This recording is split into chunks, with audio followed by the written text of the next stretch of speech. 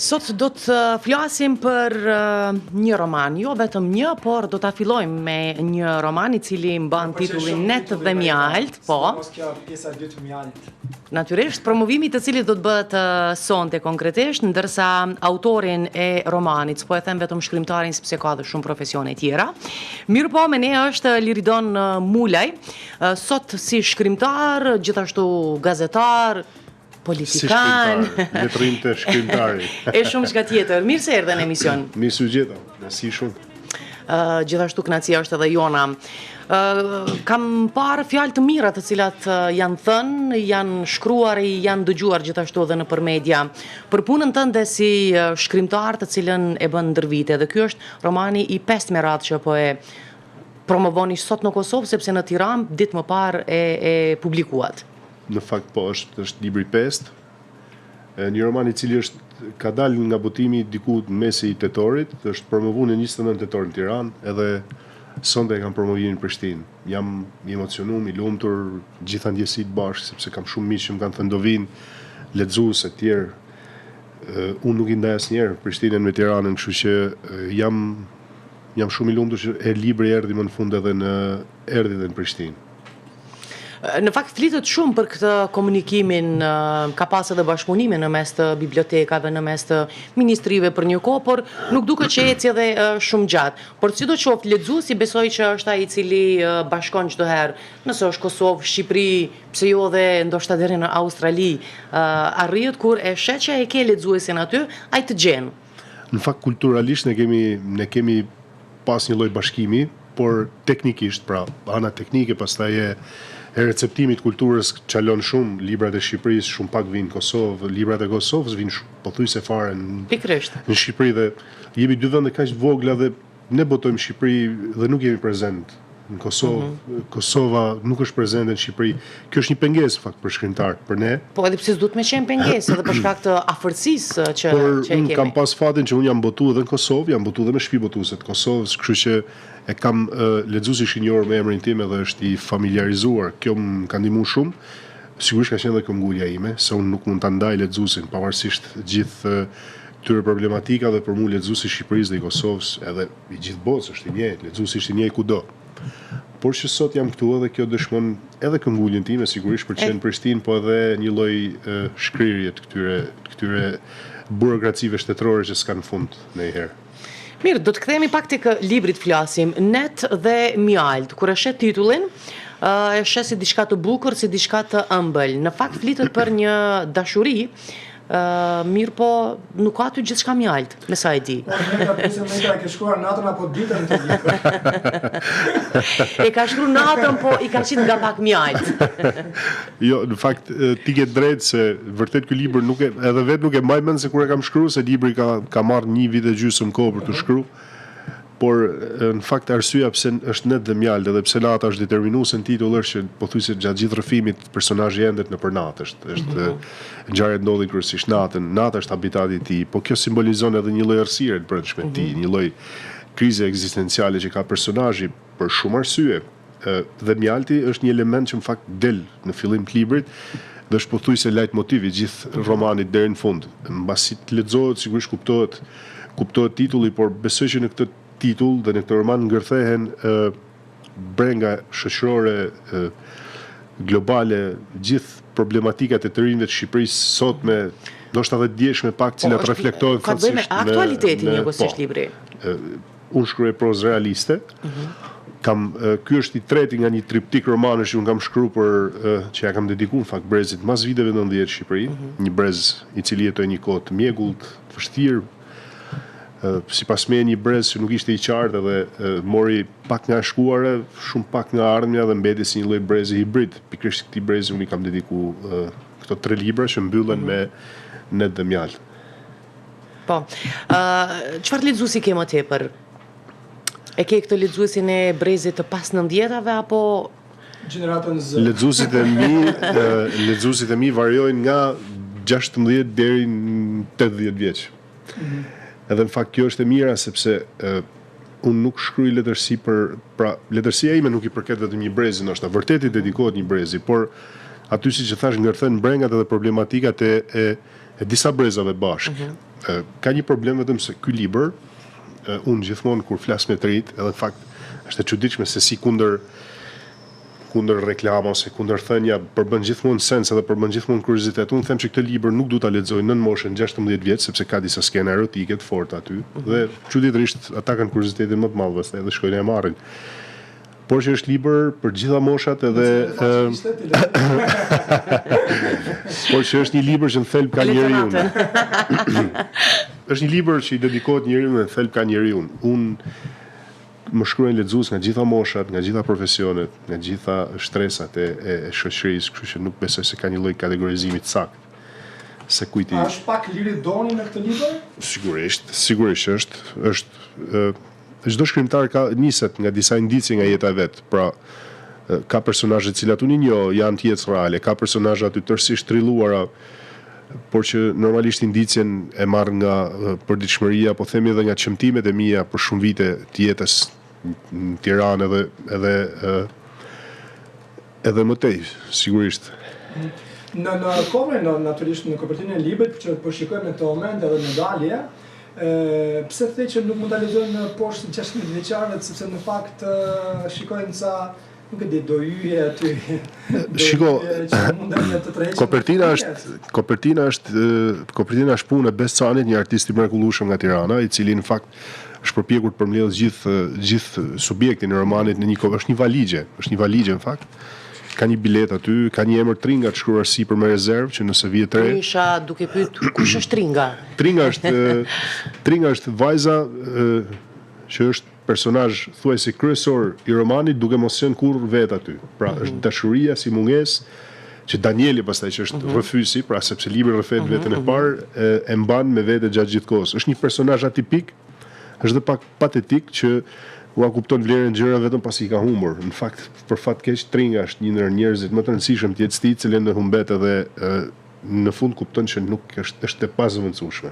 Dhe me këtë dramë pastaj mbyllet edhe.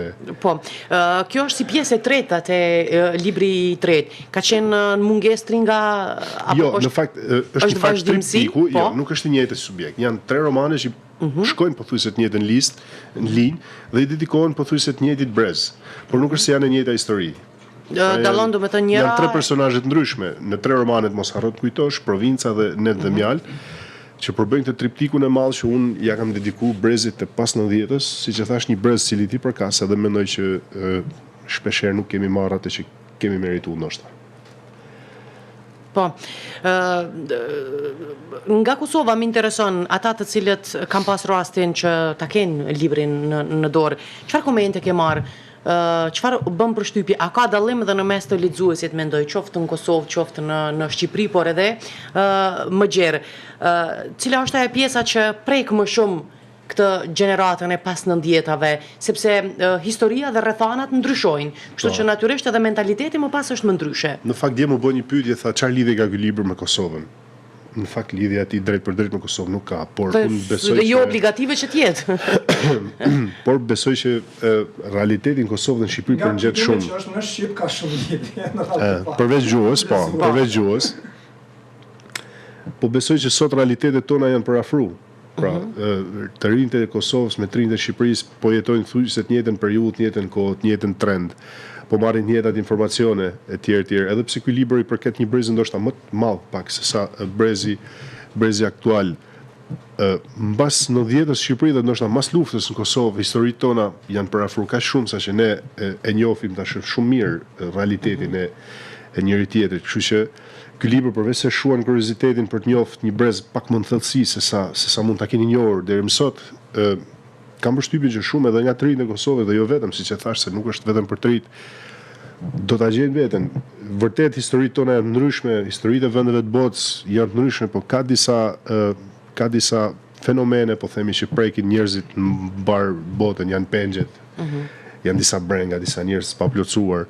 Kjo pjesa, po themi, koha postmoderne që është një pikpyetje e madhe. Njerëzit sot nuk janë sigurt për asgjë, bëjnë shumë pyetje, nuk kanë përgjigje. Në fakt, letërsia është reflektim i njeriu sot. Është një letërsi e cila ngre shumë pyetje, po në fakt nuk ka asnjë përgjigje. Po, libri dikur e dim që lexoj shumë më shumë, tashmë me përparimin e teknologjisë, rrjeteve sociale, posaçërisht tek gjeneratat të cilës i dedikohet, ndonjëherë krijon përshtypje se lexojnë më pak, por sidoqoftë, romanet e kësaj natyre, më pas romanet psikologjike, më duket që ende sërish po mendoj kam filluar një trend të rritjes. Sa e vreni ju këtë? Unë vërej një fenomen që në fakt nuk më pëlqen, nuk e më shtes, por që është realitet tashmë dhe duhet ta pranojmë, librat self-motivation që vinë nga Amerika, që përkthehen, pra jo libra non-fiction, që na mësojnë si të jetojmë, na mësojnë si të rregullojmë krevatin, na mësojnë çfarë të ham për mëngjes, çfarë të hajmë për darkë, si të jesh e fortë, si të jesh i butë, etj. E kryesisht janë një lloj letërsie non-fiction e importuar nga Amerika, edhe që ty të kushtojnë të bësh një jetë manuale. Ndërkohë që unë jam tërësisht kundër kësaj. Romani përkundër asaj është një, po themi, një subjekt ose një lloj letërsie që të përshtatet edhe të pret kostumin personal. Pra secili që lexon një roman përthith atë që do të përthith dhe i bashkangjitet karakterit të secilit person në mënyra të ndryshme. Ndërkohë që librat e tjerë na mësojnë si të jetojmë në mënyrë manuale, duke na shndruar në një lloj mënyre edhe në robot, pra duke na dhënë thojza disa komanda, letërsia na mëson se si të jetojmë ndryshe. Pra, jo duke na dhënë urdhra, po duke na mësuar dhe duke qenë krahas nesh. Dhe duke gjetë vetëm pas. Por unë nuk jam kundër për mua le të lexohet çfarë do sot, rëndësika të lexohet dhe kjo është më e rëndësishme se gjithçka tjetër. Nuk ka rëndësi se çfarë lexohet, e letërsi shqipe importuar etj. Përkthyer, më rëndësi është lexohet. Dhe kjo ka shumë rëndësi për ne. Pastaj se sa lexon autor shqiptar, që fakt lexon shumë pak sot, mbase do vini ditë, ndoshta jemi duke shku drejt fundit, duke prek fundit dhe kur shkon fund do ngjitesh prap. Le të bëjmë një distja për kthejmë në anglisht, ta lexojmë edhe ta kemi të jetë. Ke menduar në anglisht të jetë? Sigurisht që mendoj, po ne kemi një problem në autor shqiptar, në anglisht nuk kemi përkthyes të mirë. Nuk kemi përkthyes mirë sepse të përkthesh në anglisht do të thotë që ti e përkthy automatikisht në gjuhën e botës. Dhe nëse ti përkthesh vetëm në anglisht nuk ka nevojë ndoshta të përkthesh në gjuhë tjetër, secili mund të lexojë. Por problemi ynë është që përkthyes të mirë, ato shumë pak përkthyes të mirë që kemi nuk merren ndoshta me letërsinë e re, që bëj pjesë dhe unë, janë ende duke përkthy korifejt, janë ende duke u marrë me, ndoshta duke përkthy Kadaren sërish, Agollin, pra janë ende te korifejt, të një pjesë, se janë shumë pak përkthyes, mund të jenë një ose dy, cilët nuk e përballojnë do të gjithë. Ndryshe ndodh nga gjuhë tjera, frëngjishtja, italishtja, romani para këtij në janar del në Rom, përkthehet në italisht, botohet në Rom, në greqisht do botohet vitin që vjen, pra në disa gjuhë. Me anglishtën ne kemi një farë problemi se duke qenë se është gjuhë e madhe, jo se nuk ka përkthyes, por problem të gjesh një përkthyes të mirë edhe me kredibilitet. Është kjo pak më shumë nga Shqipëria, sepse në Kosovë është më trend që përkthimet të bëhen në gjuhën angleze. Ndërsa nga pjesa e Shqipërisë më tepër është italishtja, greqishtja, ndoshta edhe për shkak të... Mendoj që ka dy lloj përkthimesh. Nuk është problem përkthehet në anglisht. Mund ta marrë një student i gjuhës angleze dhe e përkthen.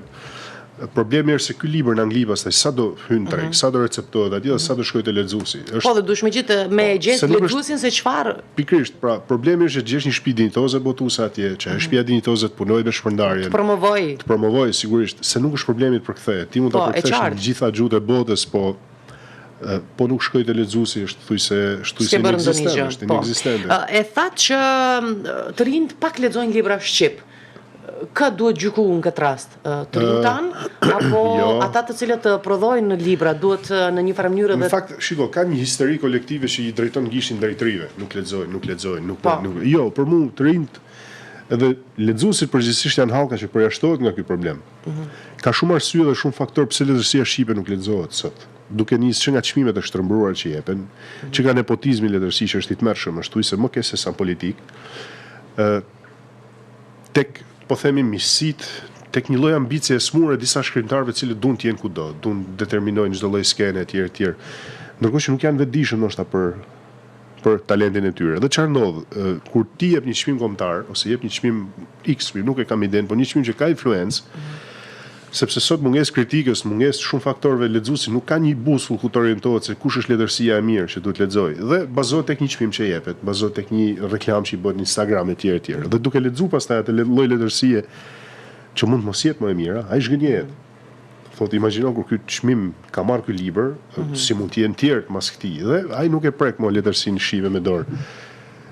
ka shumë faktor pse letërsia shqipe nuk lexohet sot dhe mund vjen keq sepse ka vërtet shkrimtar shqiptar shumë mirë. Unë jam një lexues që nuk murrem me atë, si thot Borgesi, nuk murrem me sa faqe kam shkruar, po me sa faqe kam lexuar. Dhe kur e thot një shkrimtar i madh si ai, dhe unë sot murrja ime më e madhe është jam një lexues shumë i mirë. Nëse nuk jam një shkrimtar, nuk do ta them unë nëse jam shkrimtar i mirë ose jo, unë jam një lexues shumë i mirë dhe këtë e them pa modesti. Po, çfarë lexon më tepër? Unë lexoj gjithçka. Lexoj libra historik, romane shumë, poezi, po ashtu. A lexon letërsi shqiptare apo tuaj? Patjetër, i lexoj gjitha, edhe shqiptare sepse unë s'pari duhet një kolekt e mi, duhet një se çfarë letërsi e bëhet sot në Shqipëri dhe e them me bindje që bëhet letërsi shumë e mirë si në Shqipëri dhe në Kosovë. Dhe më vjen keq, Shpëtim Selmani, Shpëtim Selmani. Shkrimtar jashtëzakonshëm sipas meje. Unë e du fort e kam promovu shumë edhe në Shqipëri, e kam edhe shumë mik, do ta kem edhe sonte në panel promovim. Është një shkrimtar që në fakt po tregon po e fut shoqërinë e Kosovës nëpërmjet letërsisë në një lloj globalizmi dhe në një lloj një lloj letërsie europiane. Është përkthyer në disa gjuhë të huaja dhe 2023-shin panajirin e Torinës është prit shumë mirë shpëtimi, kemi qenë bashkë atje. Shkrimet e tua kush i lexon i parë se publikohen, ke dikën kritik? Është bashkëshortja ime, Angji, që unë me të në fakt ja besoj patjetër.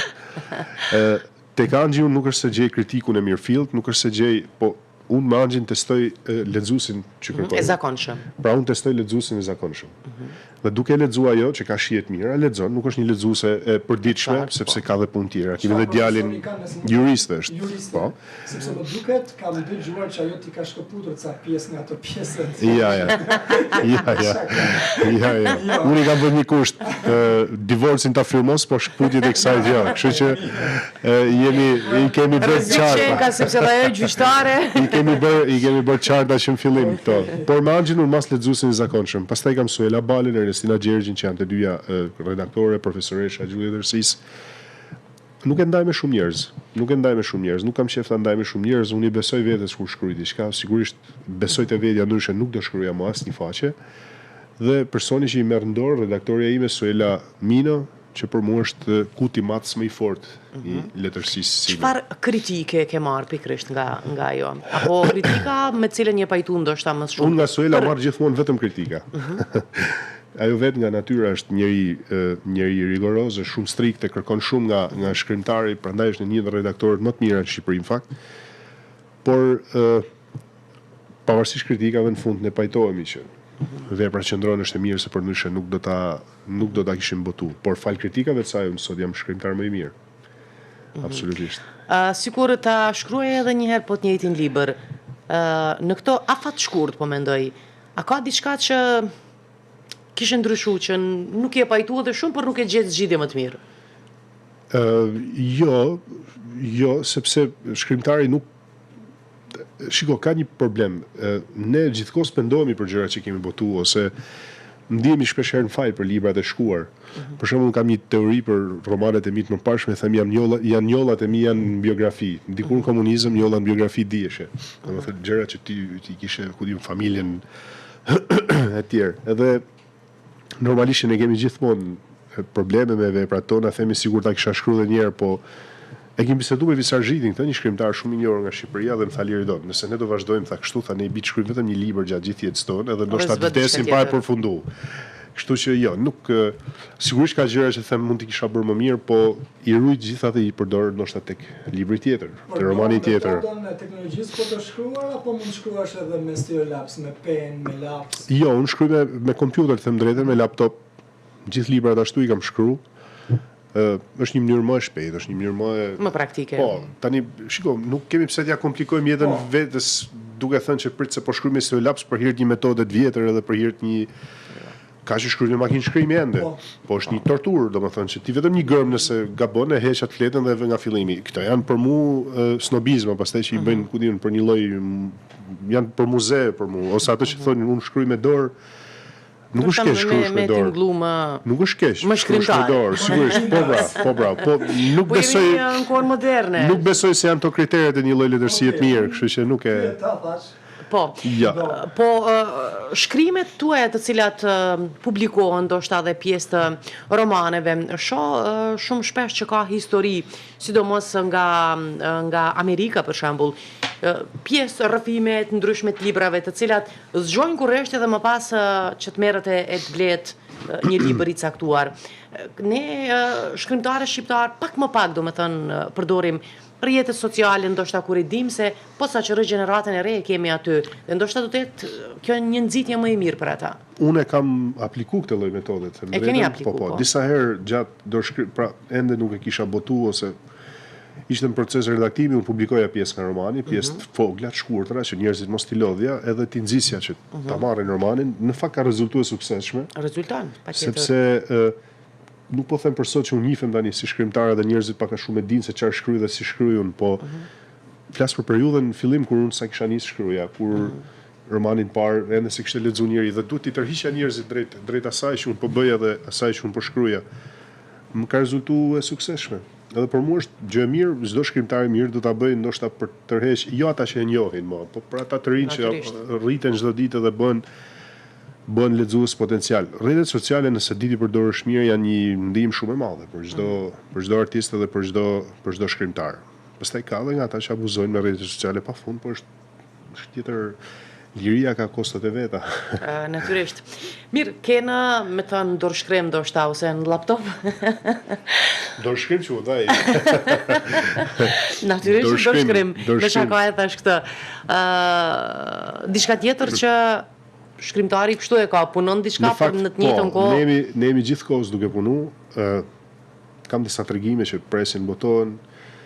Kam një histori në fakt shumë të fortë, është një histori e vërtetë që ka ndodhur në vendlinjen time, është një nga tragjedit më të mëdha që ka ndodhur në Shqipëri në 30 vite demokraci, që në fakt nuk du ta zbuloj, është një gjë që do jetë ekskluzivisht për lexuesit, është një ngjarje e pathelluar, është një ngjarje që nuk e di pse nuk i kanë shku për ta nxjerrë edhe një herë nga errësira dhe për ta mbase besoj që do jem unë i pari që do e bëj. Është një ngjarje që ka shënuar fakt jetën e Shqipërisë 30 vite, por nuk është përmend më për faktin se ka ndodhur një qytet vogël si Fusharzi dhe hajde kujt i intereson. Më takon mua, kam përshtypjen, edhe besoj që është misioni im që ta nxjerr në dritë edhe një herë si ngjarje nëpërmjet letërsisë. Po, domethënë besoj që ai do jetë puna ime serioze e radhës. Kë pret sot në promovim që duhet të patjetër? Në fakt kanë thënë shumë miq që do vinë, unë kam shumë miq në Prishtinë, kryesisht janë shkrimtar, poet, kritik të letërsisë, profesor në universitet. Unë do doja të mos mungonin lexuesit. Lexuesit e zakonshëm. Unë shkruaj vetëm për ata, me të thënë drejtën, nuk kam asnjë lloj ambicie akademike, nuk kam asnjë lloj ambicie që librat e mi të merren, trajtohen etj. Unë dua që lexuesi të jetë aty. Unë shkruaj vetëm për lexuesin. Në një statistikë që librat juaj janë lexohen, keni lexuar nga Kosova shumë? Jo, statistikë nuk kam, po di që kërkohem nga Kosova shumë. Jam një ndër autorët, tani e them pa modesti, nga Shqipëria që lexohem goxha në Kosovë. Kjo tregon dhe fakti që unë ftohem shpesh Kosovë festivalet letërsisë, festivalet poezisë, mbrëmi Shantar Jurie, një festival tjetër. Kështu që unë gjithmonë kur planifikoj aktivitetet mia për Tiranën, i planifikoj edhe për Prishtinën. Nuk bëj një promovim Tiranës se nuk e bëj edhe në Prishtinë. Kështu që kjo e ka një lloj indicie dhe një lloj baze. I gatshëm për të bashkëpunuar me ndonjë regjisor që ky libër mund të jetë film një ditë? Jam i gatshëm. A mund të bëhet film? Provinca, romani tjetër para këtij është marrë në dorë nga një regjisor shumë i njohur që e njihni ju të gjithë, po nuk do ta zbuloj se nuk e di çfarë do ndodh pastaj. Edhe ai do ta vënë teatr. Është një regjisor shumë i njohur edhe këtu edhe atje. Për net dhe mjaltë, mendoj se është ende shpejt, ka rreth një muaj e pak që ka dalë nga botimi. Le të lexohet një herë më pas. Libri ka jetën e vet që e ka shumë gjatë. Unë zakonisht kur dhuroj libra, që dhuroj shumë rrallë, shumë rrallë. Njerëzit vijnë siklet që presin mos ndoshta ta lexojnë, të më thonë feedbackun, unë i them ke 10 vite kohë ta lexosh. Por lexoje, së paku brenda 10 vite. S'paku lexoje, por ke 10 vite kohë, kështu që mas 10 vitesh do më shkruash për librin. Suksese atëherë. Shkoj mbar promovimi edhe sot dhe natyrisht urojmë që lexuesit ta gjejnë librin sepse kam pse ta lexojnë. Ta lexojnë në këto net të ftohta, sepse është net. E me nga pak mjalt. Ti ke edhe dhurat shumë interesante për festat e fundvitit, një libër i tillë. Në fakt po. Suksese. Ja, është një detaj që se kisha vënë. Faleminderit shumë.